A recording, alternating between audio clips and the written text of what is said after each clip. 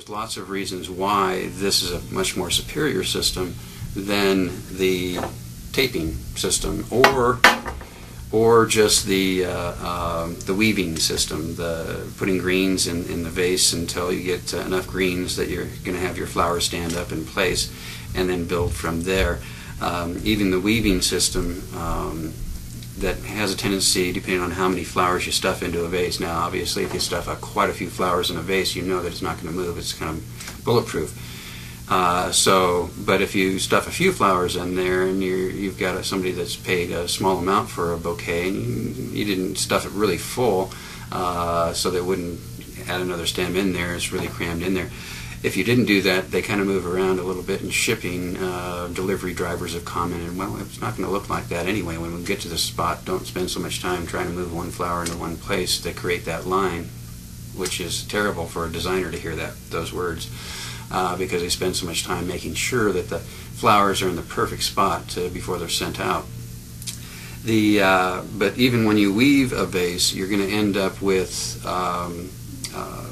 the same situation over here, where clients are not going to take them out of the vase to change the water and recut the stems, because as soon as they take them out of the vase, they start falling apart. They lose their design look, and when they put them back in, precariously trying to hold them all in place, the customers are not going to make that effort, and we know that as florists, that they're not going to make that effort.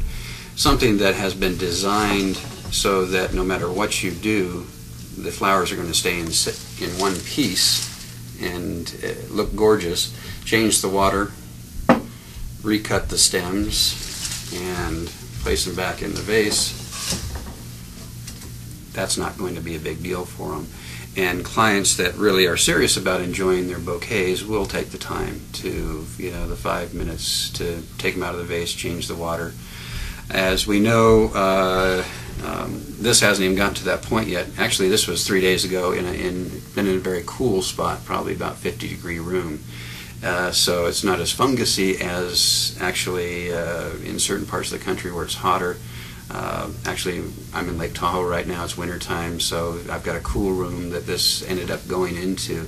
So it's not as fungusy as it could have been, and we know that the calcium rings kind of start forming here, fungusy rings and stuff, and it really looks like a petri dish full of fungus. And we know that as it gets into the flowers, that they die of bad water, fungus. If we drank that water, we'd be pretty sick ourselves. So same thing with the flowers. So obviously, it doesn't need to be shown here, because there we are. We're holding the whole vase up. It's taped in solid. It's not going to be removed.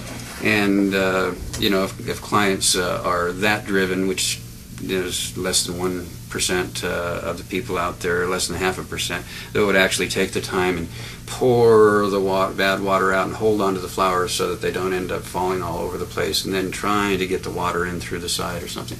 You know that doesn't happen often at all. To change that fungusy water, clients knowing that that's one of the reasons the flowers are dying off quickly.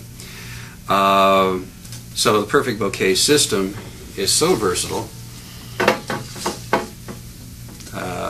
You just can't do that with any other bouquet.